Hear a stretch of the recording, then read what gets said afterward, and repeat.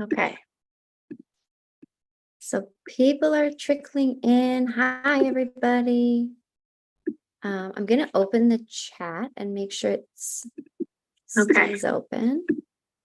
So people are trickling in. There we go. So tell me where you're from. Gonna wait maybe a couple more minutes and make this bigger.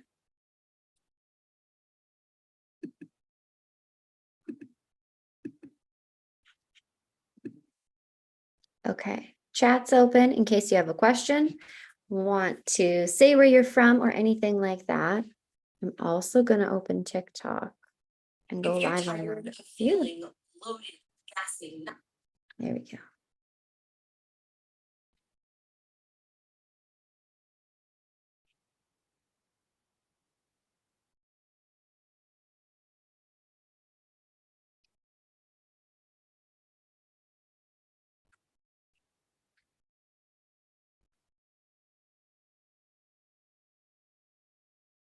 Okay.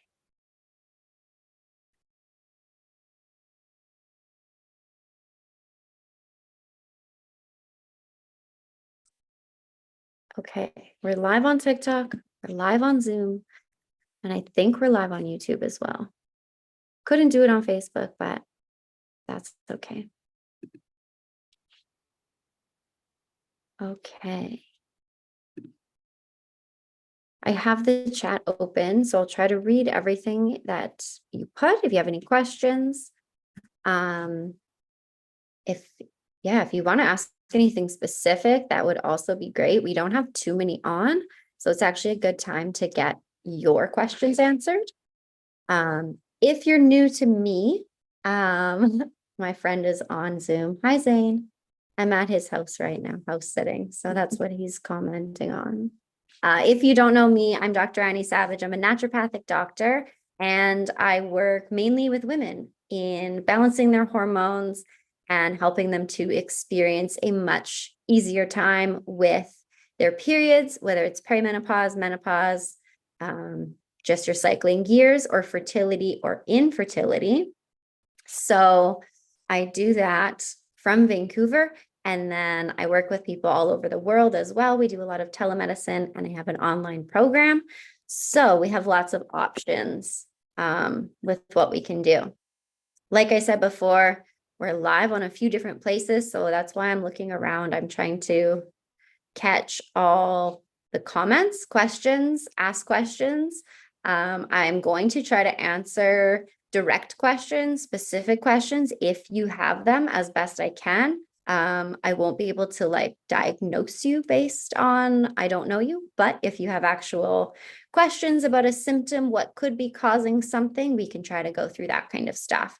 And that's also what I want to teach you, because so many women have been told that their very painful symptoms are normal, common, nothing to worry about, nothing to do.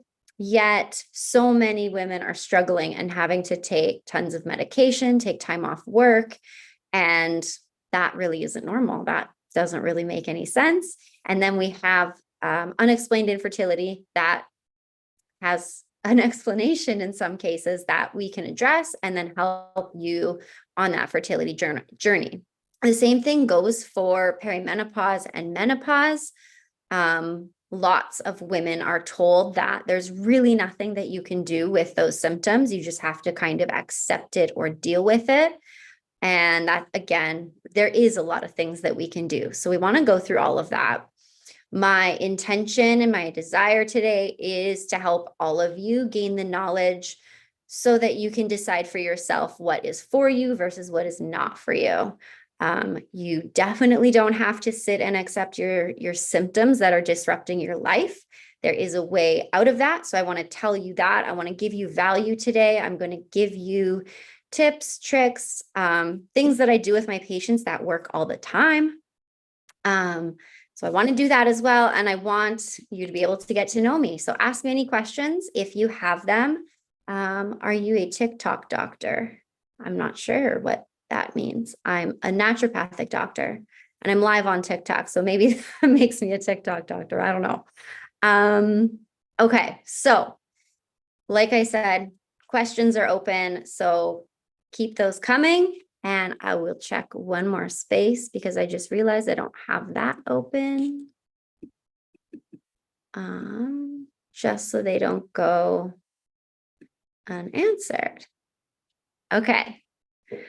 So if you're willing, tell me what's going on for you. If not, I can tell you what I see. And we can do that by age. So we see lots of women, if we're going from kind of mid-20s to mid-30s, the most common symptom picture would be a very painful period where you are forced to take medication, possibly take time off work. Some women are actually experiencing such pain that they're nauseous. They might vomit from that pain. That would be lower abdominal cramping, back pain. Some women are getting headaches and migraines along with that. And then we can also see breast tenderness, bloating, where there's an actual weight gain of water weight. And we can also see clots in the blood as well as acne. None of this is normal. It's all very, very common. So a lot of people now think it's normal just based on everyone they talk to is experiencing it. Or they may have had a situation where another practitioner has said, oh yeah, that is normal. That's just being a woman. So don't worry about it. But these things are interrupting your life, your relationships, your ability to work, your ability to go out. So to me, that's not normal. And we can actually heal them in a pretty easy way. So that's the one side of it. Can also talk about fertility. There's lots of women out there who are having miscarriages and they don't know why. An early miscarriage in the first trimester, so before 12 weeks, most commonly they're actually earlier than that, but we can address that as well. In a lot of cases, that can actually be a hormonal imbalance that once addressed, the pregnancy goes just fine and we have completely normal babies being born. There's also the postpartum effect.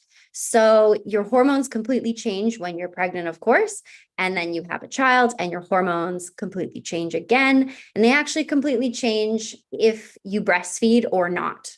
So you have these kind of 3 different periods of time where we can address those changes and make it a lot easier for you to exist, to feel good with your children and be productive and do all those things, but also if you want to have more kids. Then we go a little bit older, we're into the perimenopause and menopause age categories.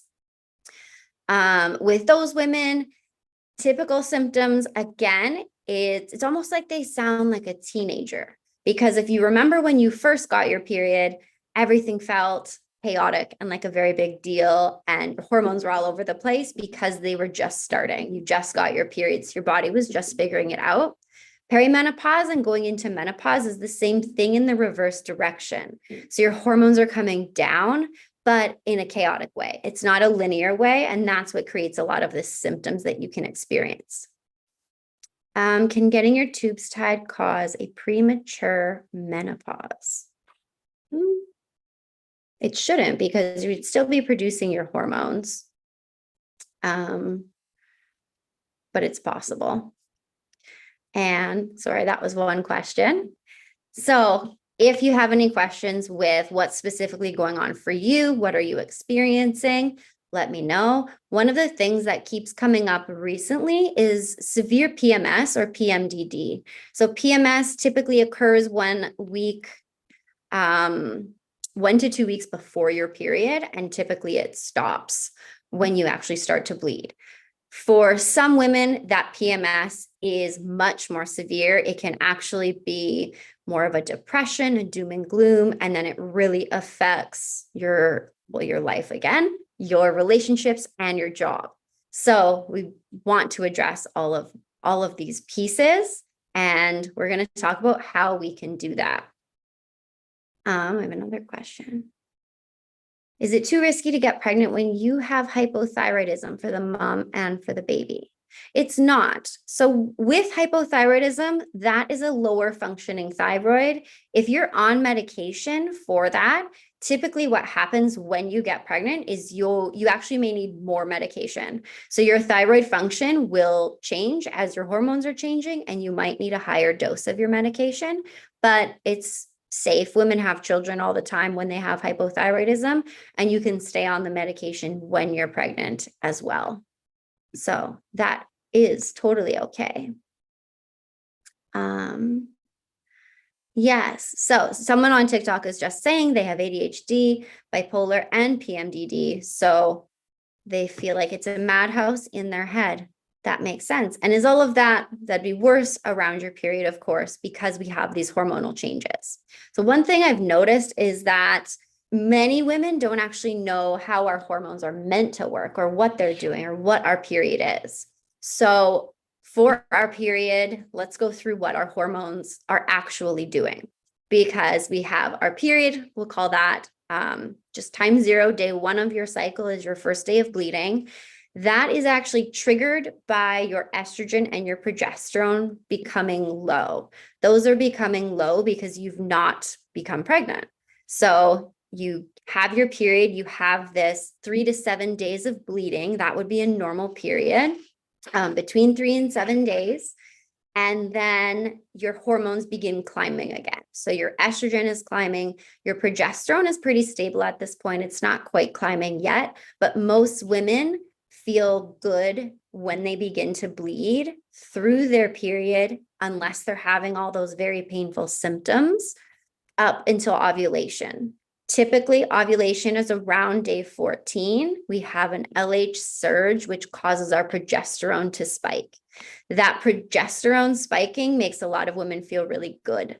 Progesterone for women is like a warm hug. It reduces our anxiety, allows us to sleep better. We feel nice and calm. We feel nourished. At ovulation, we also have this bump in testosterone.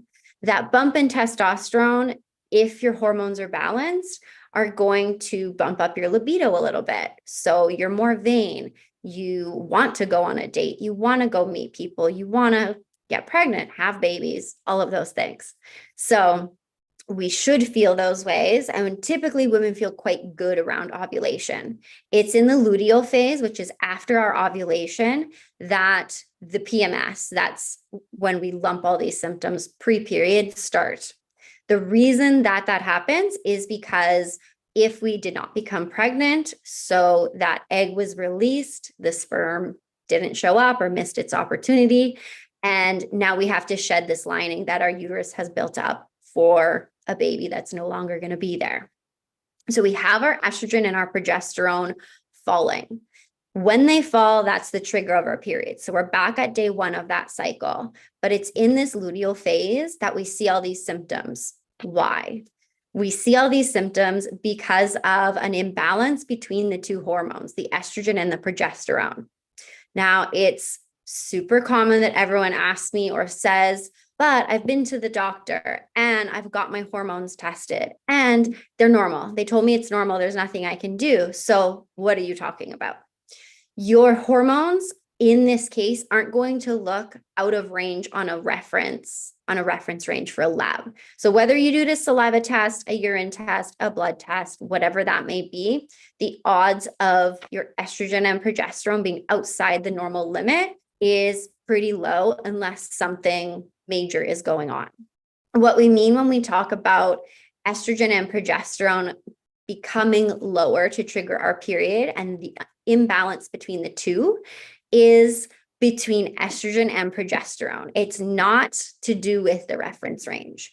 Of course, we want them within the reference range, and we actually want to use an optimal reference range, not the lab reference range. And I'll talk about that in a second. But the cause of many of the symptoms that we're experiencing right before our period, such as breast tenderness, acne, the cramping pain, the bloating, the PMS, the PMDD, those categorized symptoms as just being a woman are really coming from this imbalance between estrogen and progesterone. So we either see a high estrogen compared to a normal progesterone, or we see a high estrogen compared to a really low progesterone. In either case, we have to bring them back together. Once again, that doesn't mean it's going to be high estrogen on a reference range lab and it's outside of the category and it looks high in those numbers. It also doesn't mean that progesterone is so low that it's outside the reference range. It could be, but what we're really talking nuanced, it's the balance between the two. Think of your estrogen and your progesterone as best friends. They go around your body holding hands. So I always want to address that first because it's always a point of contention. People say, I went to the doctor, my hormones are fine, everything is fine. They told me it's good, it's within the normal limits. But within the normal limits is not good enough. Within the normal limits really just means you don't fit into a diagnosis category. You don't fit into a disease category. So that's what's important. There's no disease category label for this type of symptom picture. So that's what we want to address. Why does it feel like PMDD is harder some months than others? That's a really good question. So your PMDD, your PMS, your period symptoms in general can be worse in some months versus others. That is due to so many things. It's due to what you're eating for that month. It's due to your stress levels for that month, the amount of sleep you've gotten. It's really your overall health because everything in our body is interconnected. So if you have a low functioning thyroid, because we've already talked about thyroid, that is going to affect your fertility. If you have really high stress levels and that drives your cortisol, which is your stress hormone, up, that will affect your blood sugar and the way your body carries weight. And it will affect your estrogen and your progesterone as well. So that's one of the things that gets missed or is often not talked about for our women in perimenopause and menopause. If you have a very long life of chronic stress, your adrenal glands are taking a beating, you are stressed out all the time, you're working, you have kids, you take care of the house, all of these things. And then you get to 50, 55 when menopause starts and you have these really severe symptoms, it can be related back to that stress response. Because when we're talking about perimenopause and menopause, our ovaries are shutting down. That's their time to be done. So they're not making our estrogen and progesterone anymore, but our adrenal glands are meant to be making small amounts of it. So if you are in perfect health, perfect condition, then your adrenal glands would have the ability to actually take over and continue to make those hormones enough so that you don't feel all the awful perimenopause, menopause type of symptoms. So we have to remember that everything is interconnected. And that's actually how I work with anybody that I work with. We take that into consideration and we want to balance your hormones, of course, but we don't actually look directly at our hormones. We actually do it by starting in our digestive system. Hi, Dr. Sam is here. He says hello. I have one more question. Okay, so the question is about spotting. Do you count your day one of spotting? Even if you spot for a few days, then it stops and then your period actually starts. And is something wrong? So often spotting before your period, that can be due to a couple different reasons. It can be due to low iron. So if you have low iron, if you've been diagnosed with anemia, that can cause your period to become irregular or spotting to start. It almost feels like you have a fake period. You get spotting and you're like, wonderful, period starting. And then it goes away and you don't really know why. Can be a low iron picture. Your thyroid, again, coming back to that, it can be hypothyroidism that is affecting that kind of false start period as well. For the amount of spotting you're getting in how many days, I would need more information to say which day to count from.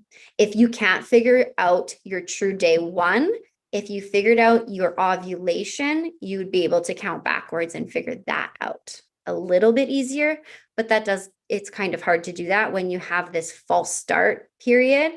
Again, often related to our iron status as well as our thyroid. So thank you for asking questions. It's way more fun when I get to interact with you guys. Someone says to thank my mom. I don't know why. Okay, so keep coming with the questions. We can talk very specifically about our hormones. We can talk specifically about some symptoms too. So like acne has been something that people have asked me about a lot lately. I've been working with patients a lot on their acne. I tend to see, we have three different kinds of acne. We can see hormonal acne, which tends to be cystic, deep, and painful, most often around the chin, the jawline. It kind of hovers around this area of your face. Usually that is popping up starting in that PMS week to 10 days before your period or right with your period. When I'm working with women who are experiencing that as their main concern, their main symptom, we are working to balance out our estrogen and progesterone. We want to clear out the excess estrogen that would be elevating that estrogen profile on our body and supporting our progesterone. And we're going to go over how we do this too, so don't worry. The other time you can see acne is around ovulation. That can be, well, it's in the middle of your cycle, so you would know that because it's not right by your period. Also tends to be on the chin, could also be in other places of your face, but this one can be due to that elevated testosterone. So if you remembered, I mentioned that when you ovulate, your testosterone goes up a little bit. So that's part of the reason that our libido increases. We feel a bit more vain. We're more interested in going on those dates, finding a partner, all of that. If you're getting ovulation pimples, that is too high of testosterone. So we'd want to work on balancing your hormones in that way to reduce that. Other signs of elevated testosterone in women is chin hair growth, like whiskers. It can happen on your chin, your neck. Sometimes you may see those long dark hairs on your nipples as well. And then the acne. Mood changes can happen, irritability, that type of thing. Those are the main sources of this elevated testosterone. Oily skin and hair would also be a larger piece of that. Any tips to reduce PMDD symptoms for those who suffer from it? Yes. We're going to go over all of it.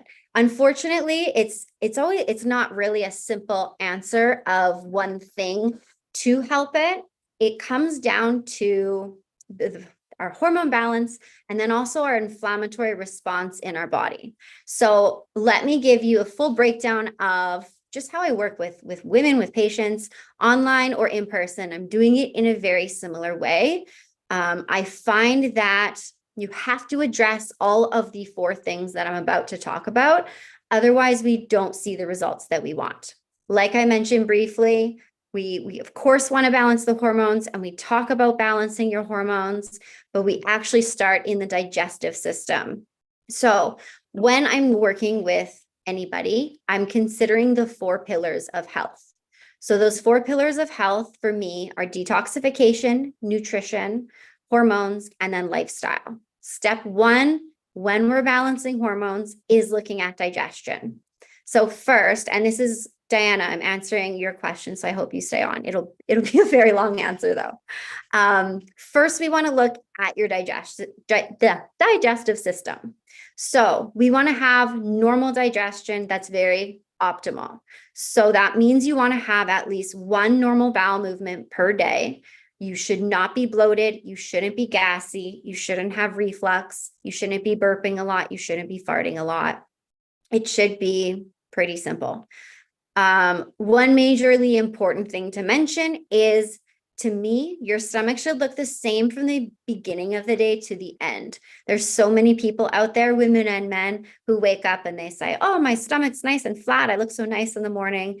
Partway through the day or the end of the day, I look super puffy. I look really bloated. I look pregnant. That's not normal. Your body is giving you a sign and a symptom that something is not working. So that's where we're starting. Your digestion is the core of everything. So step 1 is actually going to be removing inflammatory foods. Now, how do we figure out inflammatory foods for your body? We can definitely do that. It's a little bit of trial and error. We can do it in a way where we're actually testing, or we can use the most common foods. So the most common foods that cause an inflammatory response in humans is gluten, dairy, eggs, corn, and soy. If you eat any or all of those foods, you might see this. So the first thing we want to do is remove those foods. Before you panic, it's not forever. Ideally, we want to take those foods out of your diet, out of your repertoire for a minimum of 3 weeks. We remove the foods for 3 weeks because your digestive cellular lining turns over. We make new cells all the time every 3 weeks. So we want to do that. We're removing the inflammatory foods so that our inflammation goes down. Typically, within this first 3-week period, when I'm working with someone, most of their symptoms actually go away. I find that the younger the woman, because less time has passed, the issue is typically less chronic, more of those symptoms will go away. Call it 90%. In our older population, sometimes we need a bit more time, but we see a lot of success in just removing those inflammatory foods. When we remove the inflammatory foods, our body can work better. We have less inflammation going on, and everything works a little bit more optimized. At the same time as we're focused on our digestion, we really want to focus on supporting our liver. So something that isn't always talked about in what our liver does is it helps to metabolize our hormones. I think pretty much everyone knows our liver is metabolizing drugs, alcohol, pharmaceuticals, really everything that comes in our body. Our liver is taking care of it, but it's also breaking down our hormones. So if you were thinking, Annie, why do you keep saying elevated estrogen? How am I getting high estrogen? Let me tell you, part of it is from our environment, and part of it can be coming from your digestive system. So let's go environment first. We have chemicals in, especially for women, we have so many products marketed to us. Our makeup, our hair care, our body care, all of these things we're told we need to put on our bodies, on our faces, on our hair, can have chemicals in it that can disrupt our hormones. There can either be estrogen mimickers or estrogen disruptors within these types of products. That is one of the ways that we're seeing higher estrogen get built up in our body. We also know that a large population of our women are on birth control, and that estrogen, that synthetic estrogen, actually does get urinated out, and it's not completely cleared from our drinking water. So that's another way that we can be consuming something that is changing our estrogen. Products that we use other than our skin body care products, but plastics that we're using, plastic water bottles, Tupperwares, styrofoams, to-go containers, all of those things, especially when they're warm or have warm food in them, we can get those chemicals leached into our food and then we're consuming it.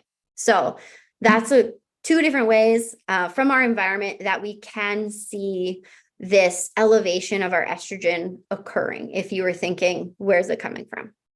Can stress and alcohol affect our hormones? Yes, absolutely they can. And I'm going to talk about them in pillar 4 is our stress. Alcohol, we're going to talk about in our digestion as well, because I should have mentioned it when I said the dairy, eggs, gluten, alcohol should have been one of those. Corn and soy were the other two. But we want to remove those all for a 3-week period minimum to reduce that inflammatory load that's on our body. The other way that estrogen can become elevated is through our digestion. So if you're someone who does not have great digestion, let's say you only poop once every other day or even every couple days, what is happening inside your body when your solid waste isn't getting outside of your body or not getting expelled is your body's really, really smart. We have to remember that. And that's also, I should have maybe said that at the beginning, that's how I work with people is I really want to take away the bad things, give your body the good things, and then let it do its job because your body knows better than you. Your body knows better than me. And when we kind of get out of the way, it will heal itself. When we provide it with the right tools, the right ingredients, it will. I'm going to give you an example of why I believe that and why I see that. Back to constipation. So we know when you're constipated, you're not pooping, therefore solid waste is sitting inside of your colon. That's not great. Your body does not want it there. Your body has done a lot of work to break down your food, everything that you've consumed, everything you've come in contact with. It said, okay, this is a toxin, this I've used, this I want to get rid of. It's created that solid waste product. It's moved it through your intestines. Lo and behold, you are not pooping now. So your body will say, crap, I can't get this out. What do I do? It will often use your skin. So this is one of the reasons that we're seeing acne related to our digestion. And that is that we're pushing toxins out through our skin. Our body, like I said, it's very smart, it's very efficient, and it's very effective. It's going to do what it can to keep you alive, and it doesn't want toxins in your body. So it's going to push it out through your skin, potentially giving you acne, psoriasis, eczema, dermatitis, other types of rashes. So that's our digestive piece. We start with reducing that inflammatory load, healing up digestion. So you have, at the very minimum, one solid and normal bowel movement per day without bloating, without gas, without reflux, without heartburn. That makes so many changes in so many women's lives and men, because we do this for men as well. That is really fun to see that quick change occur for people. What are gluten side effects? So that can look different for everybody as well. It's interesting when we're talking about digestion and we start to talk about food. I can personally eat gluten and it doesn't upset me. It doesn't affect my stomach or anything like that. Whereas somebody else, like let's say you have gluten, what happens to you? You may get a headache, or you may get brain fog, or you may get immediate bloating, or, it can be anything. And I often talk to my patients about that when we're starting with your digestion and we're cleaning that up, and say we're working specifically on constipation. What we always find, which is exciting for my patients, is that, yes, of course, we can get the constipation to go away and we have this really great digestive system working. But what they also notice is that their energy feels better. Their anxiety feels like it's gone away. They feel like they're sleeping better. So to answer what are gluten side effects, that I can't. It could be many different things for you versus somebody else, but almost any symptom could be related to it, if that makes sense. Because when you're thinking of something coming into your body, causing inflammation, that inflammatory response can look different for your body versus my body. So that's what we want to address overall. The person who's asking why I won't answer their question, I didn't see it, but if you re-ask it, I'll try to. Eggs are healthy for you. You shouldn't not eat eggs. Oh, I know, I love eggs. I can eat them. But in the past, I couldn't. So that's another thing that we should always talk about. And I think I've said it a couple times. When we're removing these inflammatory foods for a period of time, a minimum of 3 weeks, it's absolutely not forever. I'll use myself as an example. When I was in medical school, I ate eggs every day for breakfast for 2 years. And then I went home for my summer break, and I used to have a family cabin, so we were out there, and I started to get this rash on my face. It started down here. I had no idea what it was from. I thought maybe it was from sunscreen, because I wasn't using the same stuff I usually did use. And so I thought it was like a spray sunscreen, kind of alcohol on my skin type of reaction. So I ignored it. I went back to school and the rash didn't go away, but I had stopped using the sunscreen. So then I was like, okay, it couldn't have been that. What else could it be? Then the rash started to spread, and it would come down here, and then it started to come up around my eyes. And this was not pretty, not cute at all. I would wake up in the morning and my eyes would be swollen. It looked like I got punched in the face, basically. Anyway, I did a food sensitivity test. Eggs was very high on there. I removed them for a period of, I think I actually did it for 3 months. And then I brought them back in slowly. And now I can eat eggs again. I don't have a problem. So I see this. I work with patients all the time in that we take these foods out of your diet for a period of time. I always say minimum 3 weeks. It could be longer. And then we test it. We see if your body reacts. We see how you do or how you feel. And the goal is always to get you to be able to eat all types of foods, because all normal foods, all unprocessed foods should be good for us. We just develop reactions to some of them at some times, potentially from overeating them. I see that quite often when we eat the same thing over every single day, which is what I did to myself accidentally. I did not know. But many of us do meal prepping. And so it's a conversation I have with patients all the time. And okay, so that's our digestive system. We are removing those foods for that inflammatory response. We're healing up our digestive system, and then we're bringing the foods back in. That would take us into step 2, pillar 2, which is our nutrition. So you would think that going without for 3 months would cause a worse reaction in your gut. Why? I don't understand why it would cause a worse reaction. So we've removed the foods. Your gut has now become new. With that cellular turnover, we have essentially a new gut, if you think of it in that way. So you don't react to it over that long period of time. Okay, and this brings us into nutrition, because it becomes very specific for you. Like we've said, what you react to is going to be different from what I react to, and the way that we react can be different. So when we're reintroducing these foods, I like to try the food once over 3 days. So we're testing one food for every 3 days. Since eggs are our hot topic, let's use eggs. Let's call it a Monday, because that's an easy day to start new stuff. You've taken these foods out for 3 weeks. You now have a new baseline of how you feel. New baseline is, oh, I see. So new baseline is you having perfect digestion, no bloating, no constipation. You have 1 bowel movement a day. You're feeling really good. You're going to have eggs for breakfast on Monday. You have 1 or 2 eggs. You see how you feel. Do you get a headache? Do you get brain fog? Does your memory change? Does your energy drop? Do you feel sick? Do all of these things. So if none of that happens, we say, okay, eggs seem okay. Have them a second time in the day. If you did breakfast, maybe do dinner. Again, pay attention to yourself. Then you look at Tuesday and Wednesday. On Tuesday and Wednesday, you do not have eggs again, because you've tested them on Monday. So Tuesday and Wednesday are observation days.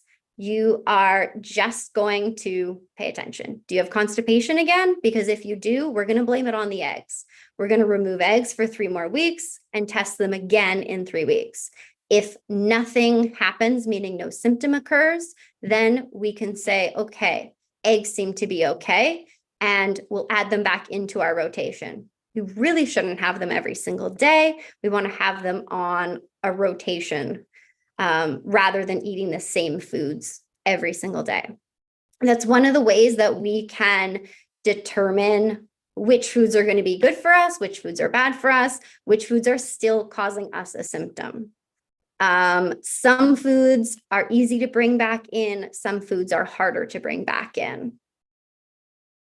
And that's all we have to do. You can re-ask your question if I've missed it. I'm trying to speak coherently, but also read messages at the same time. And I have one right here. Okay, so I'm getting asked, when you reintroduce the foods after the cleanse, how long do you wait in between each food? And how do you know that you can continue eating them? Okay, so you can continue eating the food that you are testing if you don't have a reaction. So if your new baseline self feels X amount of energy all day, you have the same bowel movements, no headaches, no brain fog, your sleep is great, you feel overall very good, and you add in whatever food you're trying to add in, and none of that changes, we can say that it's okay. You feel good, so you can continue eating that food. The amount of time you want to wait between testing foods is the 3-day period. So you're testing the one food between Monday, Tuesday, and Wednesday. And if nothing no symptom occurred, you could test your next food on Thursday. If you had a symptom that began Wednesday, you wouldn't test another food until that symptom was gone. So you're always testing from a place of baseline where you feel really good. So good for you, no symptoms, test the food. If you have symptoms from that food, keep the food out of your diet for an additional 3 weeks before you test it again. You really only want to test when you feel best. Your baseline is very good, because if you had a symptom from a different food or even like a cold or a flu, then you don't want to test, because you wouldn't know if that symptom that you're experiencing is from the cold, the flu, the food, the bad sleep you had, that kind of thing. So that's how we can separate it out and make it as scientific as you can while paying attention to just yourself. Other things we can do in helping to manage our hormones is by eating to support our hormones. You only eat the reintroduced food for 1 day. So you're testing the food on day 1, and then you're observing yourself on day 1, 2, and 3. And then you're testing a new food if no symptom returned on day 4. Hope that's clear. Let me know if it's not. Foods that can help us balance our hormones. So I like to do seed cycling. I do it myself. I do it with a lot of patients, and I've seen a lot of success with it. Specifically, helps with bowel movements because we're eating more fiber, which is an easy fix, but also it helps with reducing pain with periods. So that we love, obviously. What seed cycling is you would eat 2 tablespoons of these seeds. So 1 tablespoon of flax seeds, 1 tablespoon of pumpkin seeds in the first half of your cycle. That would be day 1 through day 14 of your cycle. And then you switch after ovulation and have sunflower seeds and sesame seeds. And that's days 15 through 28.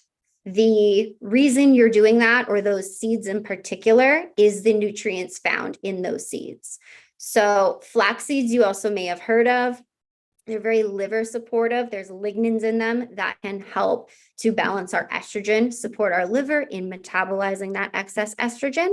And then pumpkin seeds have a lot of zinc in them to help build up that estrogen in that first half of our month when we're building our hormones. Then we have our ovulatory phase. After that, we're into our luteal phase, and we are focusing on sesame seeds and sunflower seeds. Those are high in vitamin E and selenium, which is what our body needs to help make our hormones.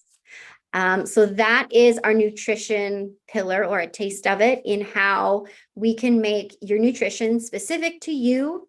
And then we can also use foods specifically for that time of the month, for that time in our cycle. So that's our step 1 and our step 2, or our pillar 1 and our pillar 2. What about when you are menopausal? What seeds will help reduce estrogen? So you could, if you're menopausal, you could do your estrogen throughout the month. So do 2 tablespoons of estrogen throughout the month, and that can help support your liver in ridding that excess estrogen. Okay, so you really want to focus, for your case with that cancer history on your mother's side, you want to focus on supporting your liver, because your liver is, like we've said, is what's breaking down your estrogen, getting rid of it by packaging it up and putting it in with your stool, so it's getting out of your body. So that's one of the ways that we can do that. Then when we look at our hormone pillar, this one is tough to talk to kind of a large crowd. No problem. Just because this becomes very specific to you.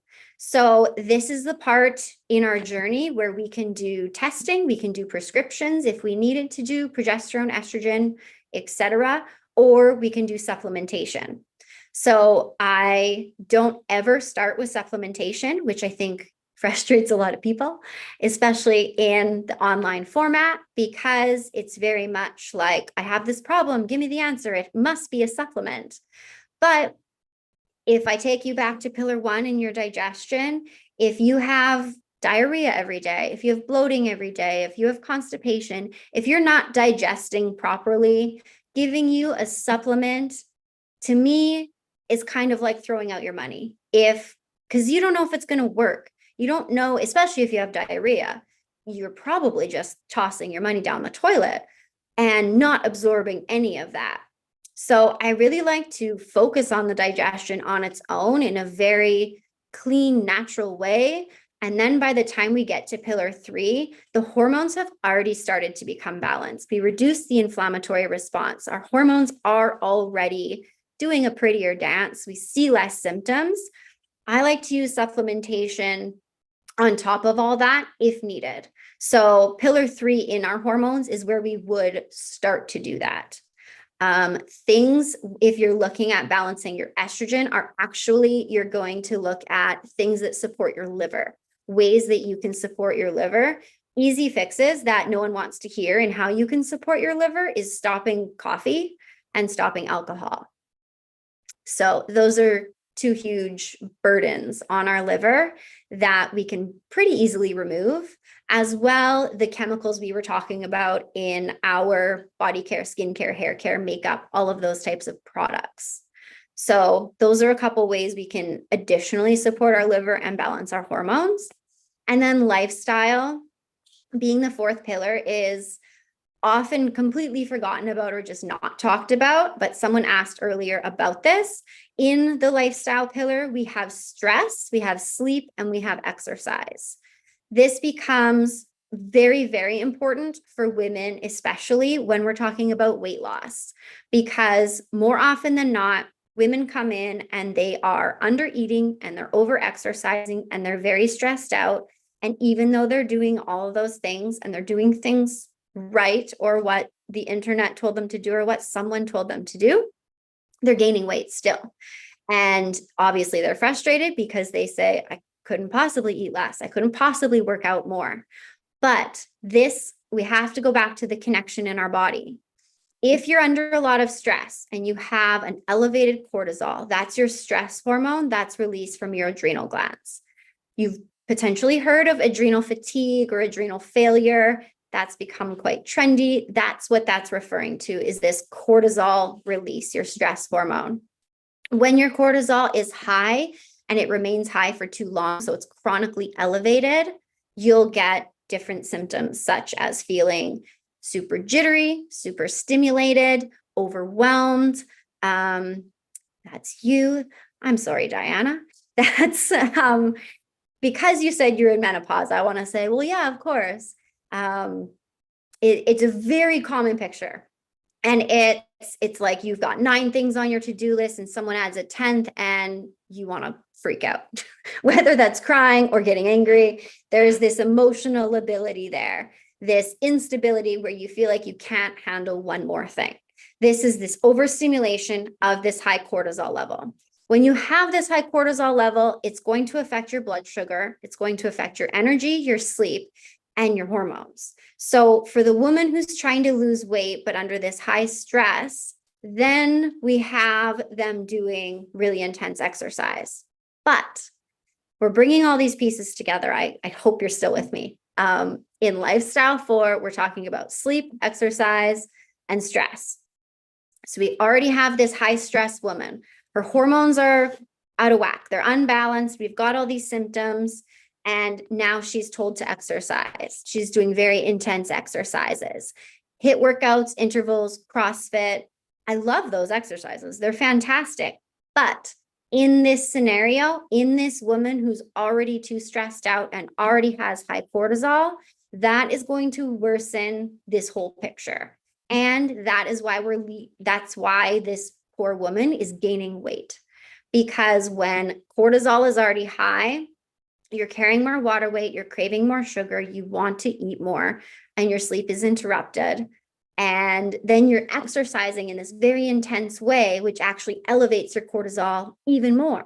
So you're feeling even more stimulated or jittery. The other problem with this is your body can't withstand this high cortisol chronic stress level forever. So you eventually will crash. And that at the end point, at the worst point, is going to be burnout. But along the way, even before burnout, this can look like depression. So this can start to look like sadness, depression, lack of motivation, just disinterest in life because you can't be bothered because you're too tired. You can't do anything anymore. Your sleep may be restorative, but you also just may not be able to sleep at all. So we need to put these pieces back together and address that cortisol, absolutely, because that is affecting how your body's using sugar as well, how you can deal with stress. It's affecting your nervous system. So how can we address cortisol in the way that we live in our North American societies that really want us to go, go, go and work and work out and be perfect and do this and do that? How do we stop the chaos? That is easy fixes that sound too easy, I think, for people to even want to apply. But cortisol is released on a diurnal rhythm. That means that it is released based on the time, based on the sun and the moon. So it's highest early in the morning, around 6 to 7. That's partly what helps you get up in the morning and feel like you got to eat. We need a whole live on not overdoing it and slowing down. That's absolutely true. We do. And that is, I think, a huge part, especially for women on this journey, learning to take a step back, actually nourish yourself, take care of yourself. Especially, you mentioned you're in menopause. If you've got kids, you're taking care of your potential partner, your potential kids, your potential household. There's a lot going on. There's a lot expected going on for women. But back to our cortisol. It's high earliest in the morning, around 6 to 7. That's part of the reason we wake up. Then we should be having breakfast to bring our blood sugar back up so that our cortisol can come back down. So cortisol is meant to have this nice slope curve so that it's low in the evening, and then you can actually fall asleep. If you're one of those people who has problem with sleep, and if you're in that perimenopause and or menopause age range category, I suspect you have problems with sleep because I always see that, first of all, but it can be related to progesterone, but it can also be related to melatonin, and it can also be related to cortisol. When we're talking about cortisol, if it's too high in the evening, you can't go to sleep because you're overstimulated. You're thinking of things. If you're still stressed out, you're all jittery, you can't calm down, your brain can't calm down for you to go to sleep. If cortisol is too low, you may be exhausted, but still can't sleep. So cortisol, I always refer to as a Goldilocks kind of hormone. It needs to be at a nice level where you can actually get to sleep and then get good sleep, get that deep restorative REM sleep. So we need to manage that cortisol. One of the ways we can do that is by getting outside in the early morning light within 1 hour of waking. I live in Vancouver, Canada. The sun is hardly ever out, but you still want to get outside. Get outside in the gray light if you have no sunlight like we do. Ideally without sunglasses. It can be as something as a 10-minute walk, but within an hour of waking, you're outside. Secondly, and is it free in Ontario? So blood work can determine your hormone levels. We should talk about that specifically, actually. Okay, sidebar. Yes, blood work. So we can do blood work, we can do urine testing, and we can do saliva testing. Since you're in Ontario, is it free? Depends. It depends who you're going to. So if you go to your GP and they may run it for you, not always. They may just say, okay, I'm going to refer you to a gynecologist. That gynecologist, or maybe an endo, probably a gynecologist first. That gynecologist may run hormone blood work, meaning estrogen, progesterone, testosterone, DHEA, cortisol. However, there's lots of medical doctors, will just say, in our conventional system who will tell women that there's no point in testing hormones because they change all the time. While they do change all the time, they aren't changing all willy-nilly all day long. They do change on a cycle within our month. So when we do hormone testing, whether it's blood, saliva, or urine, for estrogen, progesterone, testosterone, DHEA in cycling women, we want that blood work and those tests done between days 18 and 21. That is so that we can look at that comparative level between progesterone and estrogen to see what's too high, what's too low, etc. As a naturopathic doctor, that is not free. That is covered through your extended benefits insurance, or you're paying for it out of pocket. She won't check them, but I thought due to meds for taking BPD. Okay, it's not because of your medication for your BPD. It is because that's what they've been told or taught. And so that's kind of trickling down the line. You could go to a functional medicine doctor who would do testing, but you would have to pay for it. You could also go to a naturopathic doctor, same story, you're going to end up paying for it. I will say, because we're here, we're talking about it already, especially in Canada, in the States, it's a wee bit different just because they're already paying for their medical care in some way, whether it's insurance or out of pocket. But in the States, our American friends are forced to pay for it. And so they're much more willing just because they have to, they've always had to. Whereas in Canada, it's very much like, well, this doesn't make sense. Why do I have to pay for it? It should be covered. Yeah, I mean, it should be, but that's really a conversation for our government, and let's not get into politics. But I will also say that it is, yes, a potential larger upfront cost, but as soon as you get that upfront cost, as soon as you get that information, there is far less cost going forward. So if you can wrap yourself around that and invest in yourself just to get that information, and then take that objective information to somebody, a practitioner that you trust, that you like, and work with them, it's far less expensive, especially if you do have, especially if you do have extended benefits. I would say that in the very beginning, I'm talking about Canada. I'm sorry, it is different in the States. Can't really speak to it. But if you're in Canada, you go and you invest in that first chunk with your extended benefits. Going forward, you should be able to work within your extended benefits a lot more easily. So it is going to be an investment at first. It's worth it though. You're worth it. You don't want to have the symptoms you're having that make you feel awful. So and obviously I have a biased opinion, but I think you should do it. Okay, I'm going to try to read these questions. So do you go off your first round of blood work, or do you need more time with consecutive? So you would be looking at that first baseline, first round of blood work. If you want to do prescriptions, if you need estrogen, progesterone, you do have to redo it because we want to check those levels with what you're being prescribed. So you're looking at a baseline test. If you're prescribed medication, you would then be doing a second test probably within 6 months to make sure you're good in those levels. And then it's typically just annual. Also, when you're being dosed or being prescribed hormones like that, estrogen, progesterone, you can check the hormones through the blood. And if you're doing that once a year, it's like, and I'm going based off BC prices, of course, because that's where I am. I think it's like $150. So it's not like wildly $2 million or whatever. But yes, if you're being prescribed those medications, we would have to do consecutive testing to make sure you're not overdosed, but it's annual. Once your dose is figured out, your prescription is correct, that's what you're checking off of. So when I'm going off birth control, how can I control the hormonal acne? I've been off once and it was really bad for about a year. I had to go back on. Okay. Very good question. So when we're on birth control, I didn't talk about that yet. Thank you for bringing that up. Birth control is popular. It's given a lot. Lots of people take it.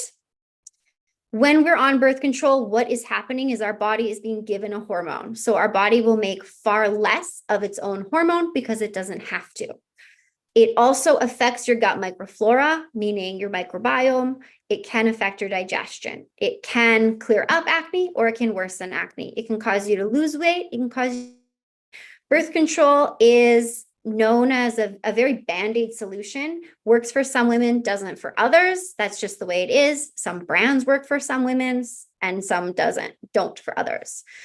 To answer your question in how do you get off and deal with the acne or heal it up, you can begin by supporting your body while you're on birth control, which would look like taking out those inflammatory foods that we talked about.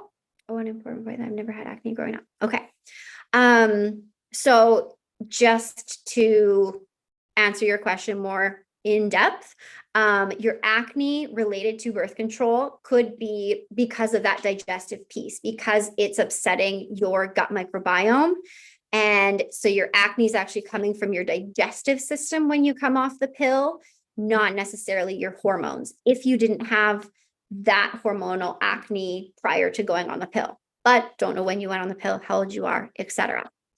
Either way, treating it is the same. It's digestion. It's that first pillar, which I'm not sure if you were here for. We were talking about detoxification, where you remove inflammatory foods from your diet for a minimum of 3 weeks to support your liver, and then go add in those foods one at a time, very slowly, to see if your body will accept them again. One of the ways you can support your body while on birth control before you come off, though, is with B complex, B vitamins, because when you're on oral birth control, it is actually using up a lot of your nutrients. So it uses up a lot of your B6 and your B vitamins and zinc as well. So we want to replace those, and you can do that while taking birth control. It won't negate the effects of that contraceptive, but it'll support your body. Then when you come off the pill, you're already doing that. You're already giving your body that support. So it's going to be mainly a digestive conversation in that way. And I'm in Vancouver, BC, for someone who asked me. There's one other question I missed. Supplementing with whole foods. And the same with supplementing with whole foods. I'm lost, Diana. I don't know what you mean. Results to figure out what you mean. Okay, we were talking about blood work. You would do the first test. I think you're asking if we use those test results to figure out what you need supplement-wise, medication-wise, treatment-wise. The answer is yes. If we have the opportunity to do testing right up front, we absolutely will. And then we'll take all of your symptoms into consideration, what our objective lab values are telling us into consideration, and then personalize everything from there. Oh, happy Black History Month. Yay. Would probiotics help too? They could. Yeah. So since the birth control is disrupting your gut microbiome, probiotics could help to rebalance that out. That is a good thought. Absolutely. Did I answer it, Diana? I think I did, but let me know if I didn't. Okay, I have another question on this side, I believe.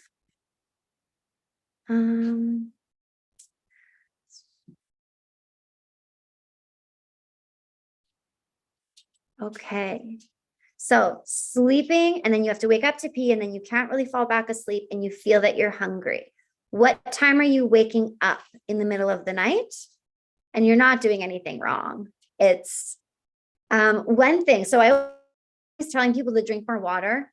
We should be drinking at least 1 liter, but generally I drink more. I like to drink like 3 liters. Lots of people will come in drinking only 4 cups a day. So that's not enough. We need a lot more water than that. One of the ways that you can avoid having to go to the bathroom constantly when you're increasing your water intake is to sip it. So sip it throughout the day rather than chugging it or having big gulps, because you'll have to pee a lot, and that's not fun. It's annoying also, especially at night. You can switch to sipping your water. Even if it's the same volume, sipping your water will not make you have to pee so much, which is lovely. Also, if you're drinking teas at night, some teas can be diuretics, and that can also make you go to the bathroom in the middle of the night. And we want to avoid that because it's bothersome. Cortisol being too high. So cortisol being too high, we talked about that a little bit. Ways that we can address it is getting out in that first morning light. It's actually living more the way our bodies were intended to live, less so in the way that our society and technology drives us to live. I won't say forces, but drives us to live.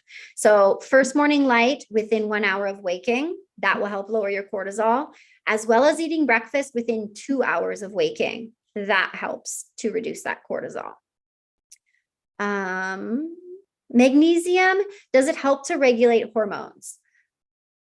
Not directly, but if you were low in magnesium and your body was lacking in magnesium, then yes, it could, because magnesium is a cofactor, meaning it's a piece of or an ingredient to many, many pathways in your body. So if your body is lacking that magnesium, it could be affecting your hormones.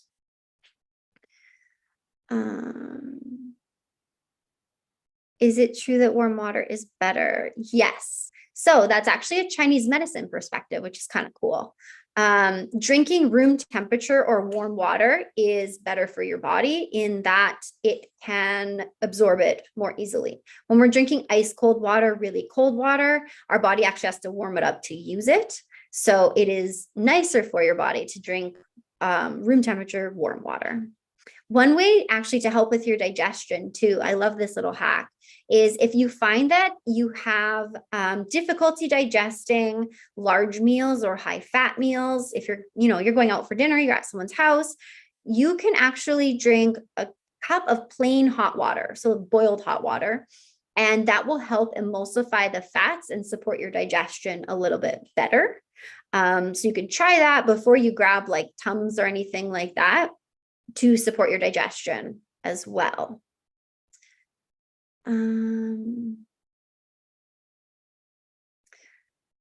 No, B complex is the one that I usually talk about to support your body while you're on a birth control.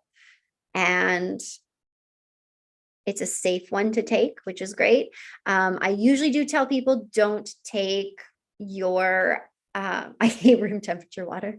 Don't take your B complex on an empty stomach. That'll make you feel nauseous. Same with multivitamins.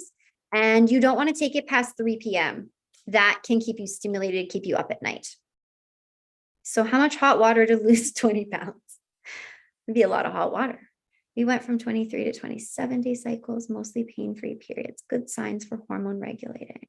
That is, well, I can't say based on that amount of information, whether that's good or bad. It's still very normal though. So 21 to a 35-day cycle is the normal sort of textbook range. So going from 23 days to 27 days isn't a bad thing, textbook wise. And if you're still having no pain, then that should also be okay. When we're looking to lose weight, because that's often a huge comment with women of all ages, it is, as I'm sure you've all heard and or figured out, it isn't just about calories in, calories out. The type of calories are going to matter, but also for our bodies, it's really that hormonal balance. Again, let's take it back to detoxification, to toxins in our body. If we have a body that's full of toxins, and just so you're aware as well, toxins get stored in our fat. So like I said before, your body's way smarter than you and I and everybody else.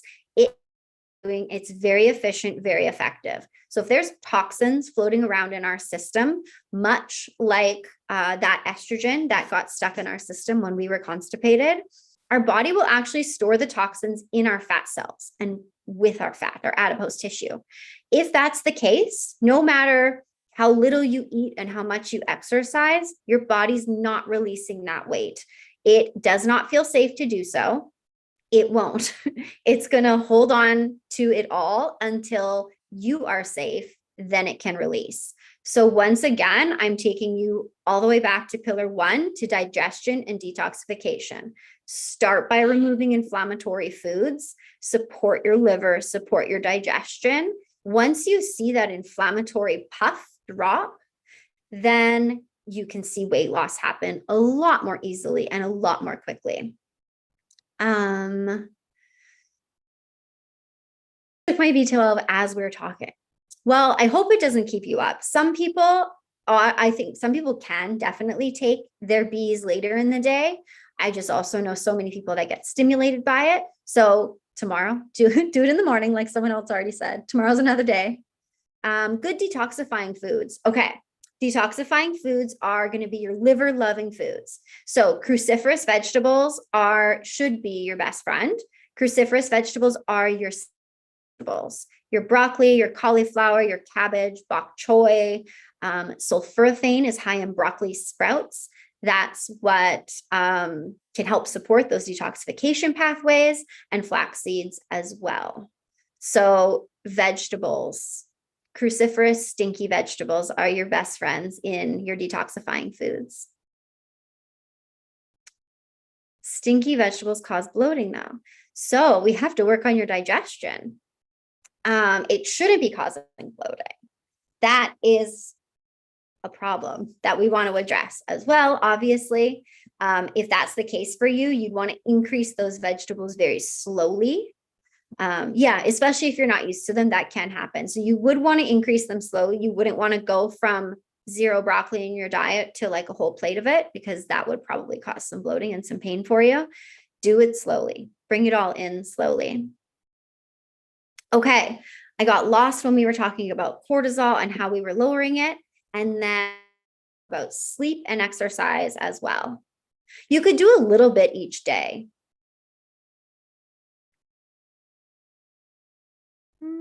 Cabbage soup diet. Well, don't only eat cabbage soup. That's not going to give you enough nutrients, but you could use that slowly to introduce some of those foods. Yes. When we're talking about sleep, again, we have a different hormonal picture. We have our melatonin, we have the effects of our blue lights, and we have the effects of our stress. Sleep is evasive for a lot of people, and sadly and frustratingly, that gets worse as women get older and as these hormones change. So in our perimenopause and menopause friends, sleep becomes very difficult. That's super common. That can be related to what I said before, that low progesterone, that elevated cortisol. Melatonin does decrease as we age, not necessarily in early ages like 50, like you're not very old then. Melatonin is far more decreased in closer to 80s, like older individuals. So when we want to have really good sleep, if any of you have children or if you've been around children, the kids that I've been around in my family always have this very good, it's very nice, a sleep routine. But it's like, go get your blanket, it's time for bed, and then they have a bath, and then they get a book read, and then they get some water, and then they're in bed, and then they fall asleep. And it's amazing. Kids can go from running in circles to laying down asleep in seconds. That's a big ask for us as adults because we've got a lot more going on, of course, but we should also have a sleep routine. Part of that routine should include not being on our phones and our screens for at least 1 hour before we go to bed.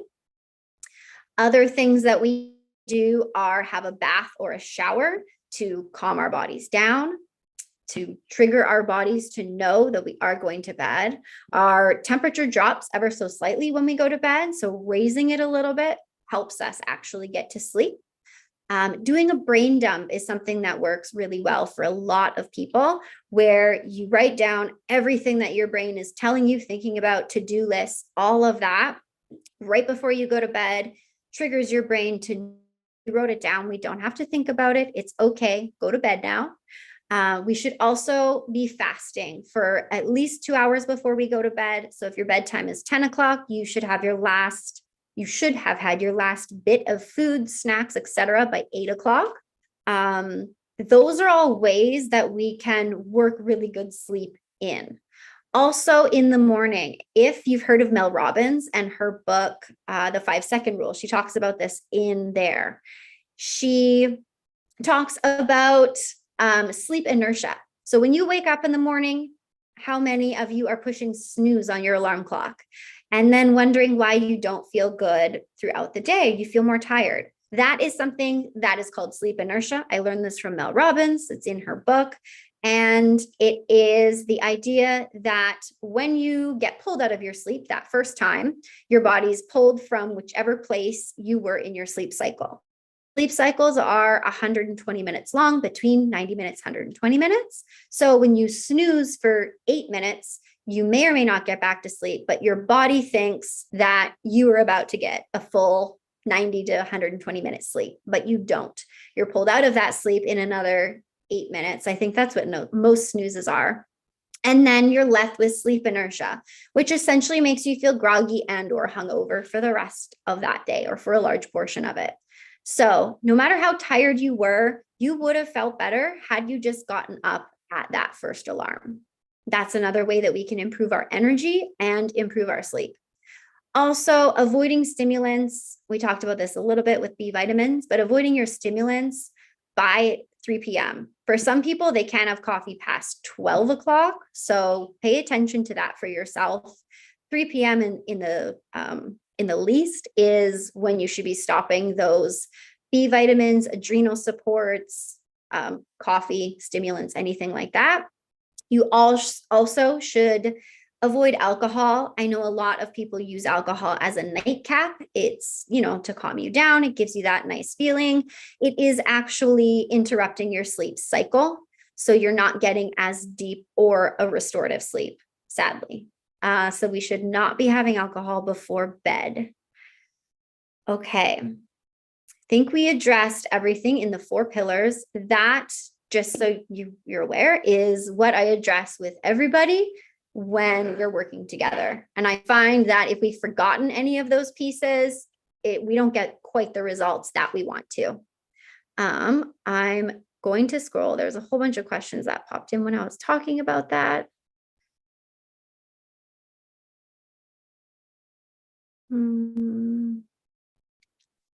So superfoods and a diet. I really don't follow a specific diet. I just believe in eating real food. I believe in eating actual food. As little processing as you can manage is how I prefer to do it. Fruits, vegetables. If your body agrees with meat, eggs, fantastic. Some grains. Everything in moderation really works. I don't follow a vegan or a vegetarian or a keto or anything like that. If there's a question about intermittent fasting or any type of fasting, can that work for some women? Yes. Does it cause hormone imbalances for some women? Yes. Does it work for some time for some women and then suddenly stop working? Yes. We're women, we're more complicated than men. Most of the studies are done on men. They're not done on us. We're just given the, it probably works on them kind of information. So if you're feeling frustrated, and so did something and it worked for them, but not for you, it is because we are different, especially as women. These hormonal balances and the way that they manifest as different symptoms for us can make a big difference. So that's why it's nice to have someone help you with it. Of course, if you're trying to do it all on your own, it's going to be quite a bit of trial and error. It's possible. You just want to make sure you're using trusted information. Okay. Snooze is 5 minutes. I don't snooze. I don't know. Okay. Sleep without waking through the night. That depends on why you're waking through the night. If you're waking up through the night because you're very stressed, that picture typically looks like you're asleep, you wake up and you're immediately like, oh, I didn't send that email. Oh my God, I didn't call my friend back. I didn't send that text. I didn't, whatever it is, or I have to. That is typically a cortisol response. So that's your stress hormone that becomes elevated in the night, waking you up typically between the hours of 2 to 5 a.m. And it's with a start, like you're awake when that happens. You might even say that you're anxious or panicky, like your heart is racing. To lower that, we would want to lower your cortisol overall by managing your stress. Also, by the ways we talked about, in that morning sunlight, first thing in the morning or an hour within waking, eating breakfast within 2 hours. The brain dump idea can help with that as well, writing everything out so that your brain is signaled, we got it, we remember, we wrote it down, it's okay. And managing stress and lowering your daytime cortisol is really how you do that one. You can't really supplement past it. If you're somebody who is waking up in the middle of the night because of low progesterone, again, we got to build up your progesterone. I see that with low progesterone, meaning in women in perimenopause and menopause, that can start to happen. Typically, it's paired with an elevated anxiety that's relatively new for that person. But then other women, just childbearing, cycling years, can also experience low progesterone before their periods that interrupts their sleep. So if we're dealing with that, we want to raise that progesterone up, either with foods like we talked about with those seeds, sunflower seeds, sesame seeds, to help build the progesterone. Some supplements can help build it, or there is prescription bioidentical hormones can also help that. What about vitamin D? Vitamin D, we need it. In Canada, Health Canada, our government has determined that everybody's low, so they're not paying for it to be tested. So your doctor will not do that anymore for you. You are on the hook for that bill. It's in BC, I think it's about $65, between 60 and 80, we'll say. I've seen a few different prices. They will also just say, oh, tell all your patients to take vitamin D daily, especially over here, Pacific Northwest. We're not seeing the sun. But really, in reality, in Canada, we are actually too high to be getting enough vitamin D through our skin. You're also meant to be naked and for about 30 minutes outside to get that sunlight on your skin to build your vitamin D. So in Canada, we almost exclusively people are taking vitamin D because we won't be getting it from the sun. Don't drink alcohol in the morning. That was not advice.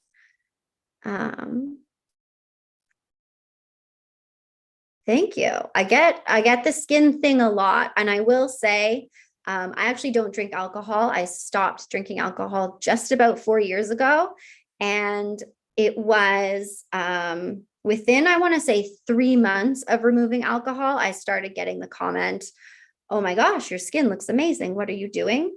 So skin was very early on. This is just a dorky fun fact that I love. Your liver, so we were talking about your digestive system turning over every 3 weeks. You get new cells, you got like a new digestive system. Your liver does that every 300 to 500 days. So if you go a year without drinking, you don't actually have a new liver, but you have a new liver. And I just really like that. I think our bodies are so cool in that when we're really kind to it, it works really well. And it's not to say that you've been mean to your body on purpose, because I know you haven't, but we are not taught this type of information in the mainstream. It really is kind of naturopathic doctors, holistic nutritionists, all these like outlier healthcare people that are discussing it and researching it and looking at it and having tons of success with it. So please find a practitioner that you like and that you want to work with. I could be that practitioner if you're looking for somebody. If you're not ready to dive in on all this type of stuff, absolutely do what you're doing and gather the information that you can, see what resonates with you, because that's going to be really important. And don't negate your medical doctor. Keep them. You're going to need them if you have one. I mean, in BC, almost nobody does, unfortunately.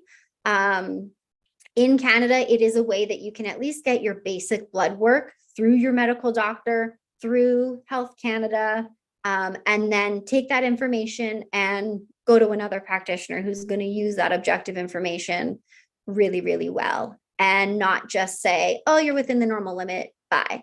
Oh, that reminds me, we were going to talk about that, because we were going to talk about lab reference ranges and how the balance between estrogen and progesterone is so important, but it almost always looks within the normal range on a reference range, which is very frustrating for everybody who's had their doctor say to them, looks normal, you're fine. Meanwhile, you're sitting there like pouring sweat from your hot flashes with a migraine and, all the symptoms, acne or something. So we want to avoid that. In my practice, the way I've learned, to look at blood work to interpret it in all types of lab testing is by an optimal range. So what I mean by that is your reference range is from the low limit to the upper limit. An optimal range is within that limit. So it's just way skinnier, way smaller, way more narrow, if you will. So a really good example of that is iron. Ferritin is your iron storage. And the reference range, and again, I'm in Canada, so if they're different in wherever you are, just please note that. But the reference range in Canada for Life Labs in BC is between 15 and 288. So I think we can all agree that that is a very large spread. I have many patients come in to my office. They have no energy. They feel terrible. They're starting to get dizzy. They can't do anything. They just don't feel good. We look at that and they'll say, I have my blood work. Here it is. My doctor told me everything's okay. And I'll say, okay, cool. I still want to look at it.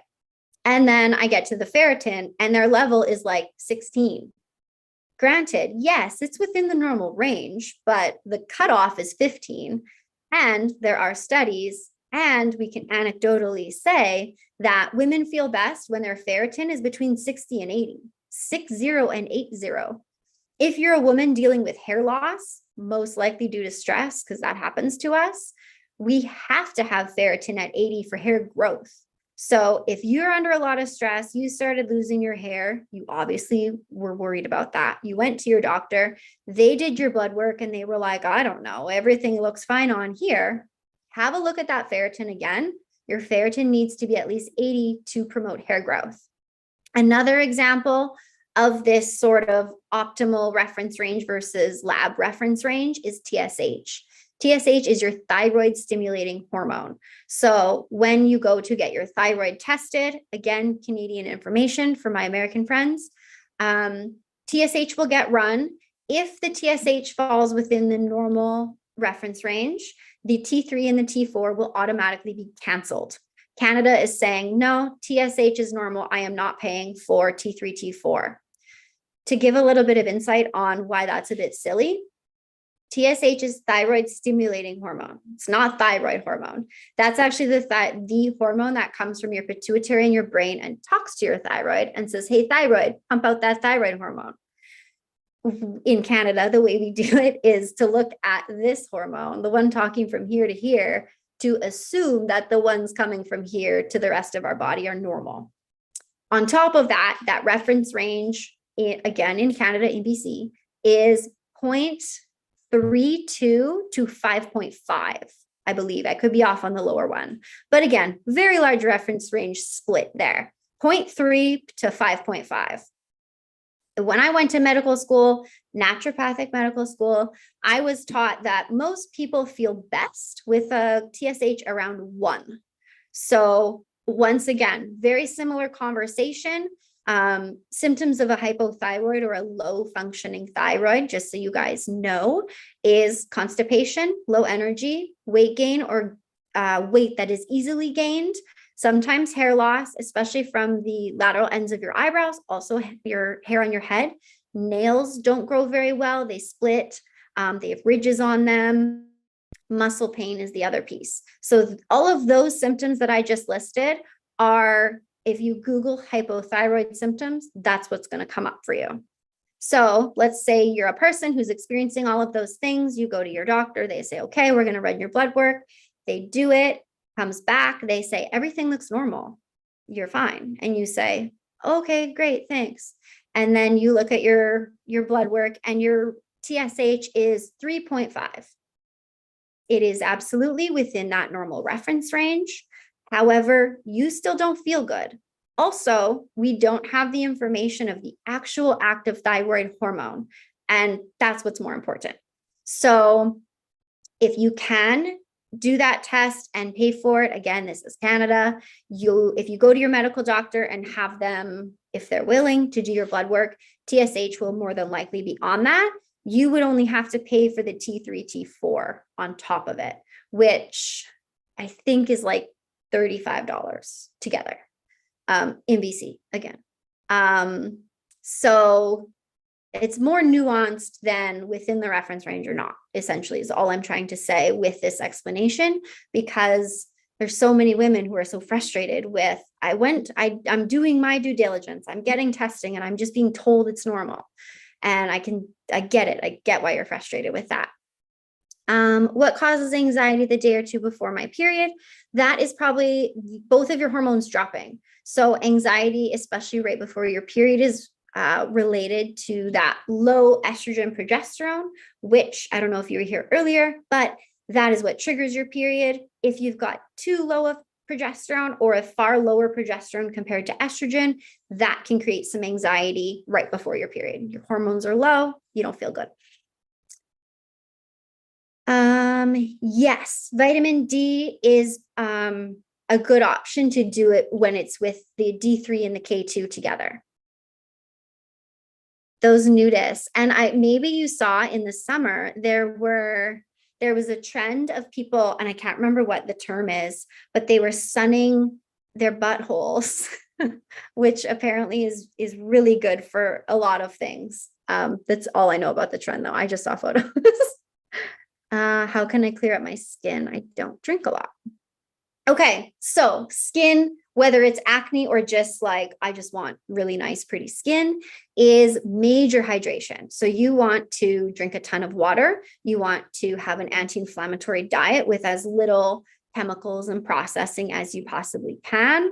Alcohol is a big one. I get that info from JLo too, because she has flawless skin, as I'm sure you're all aware, and she attributes it to not drinking. But for me, skin especially, I'm very simple with it. I wash my face with coconut oil and just use like a normal washcloth to kind of lightly exfoliate it. And then I use hyaluronic acid after that, serums.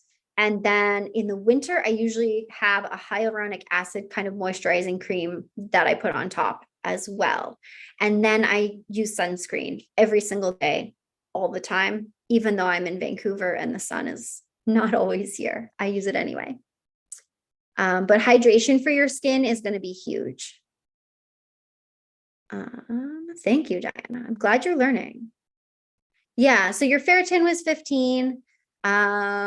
Oh, amazing. Your doctor told you that. Mine did too. Mine was like 20, and he was like, this isn't good. So we want that. Yeah, so for me, my opinion, if your TSH is 4, that is too high. If you were in my office, we could be, what's the test? Oh, you've done the test. The TSH is the first test. T3 and T4 are the other hormones, your thyroid hormones that you'd want to be looking at. And then you'd want to support your thyroid to get that TSH lower. What will happen if I stop my pills? Which pills? Birth control pill? I'm not sure what that is. No, I don't drink alcohol ever. What happened was I stopped. I was like, oh, I'm not going to drink for a year. And then a year went by and I just felt really good. And the longer I've gone, alcohol seems like poison to me now, which is sort of funny. I'm from Saskatchewan, so I definitely used to drink alcohol and kind of grew up drinking alcohol. But I don't at all. Sorry, that's a dog barking. Uh-oh. I don't at all. I haven't actually had a sip of anything, or I don't know. I have no interest in it anymore, to be honest. Okay. We've been on here an hour and a half. I didn't plan that. I thought we were going to be off in an hour. But if you are looking for more information from me, if you're looking to work together, if you're on TikTok right now, the link in my bio is actually just to sign up for this masterclass. So if you sign up, put your email in there, I'll send an email to everybody with what we're talking about and with some offers to help you a little bit more. Because I would love to do that. I also would love to do this maybe on a more regular basis. You could do certain topics, maybe like one thing like that. But I would love to open those discussions and give you a little more help as we can. But I think we should come off now.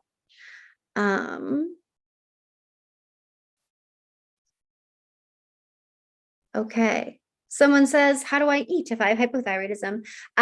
Gluten-free actually is a really great way to help manage if you've got Hashimoto's hypothyroidism with the antibodies attached as well, or that autoimmune side of it. Going gluten-free is really, really helpful.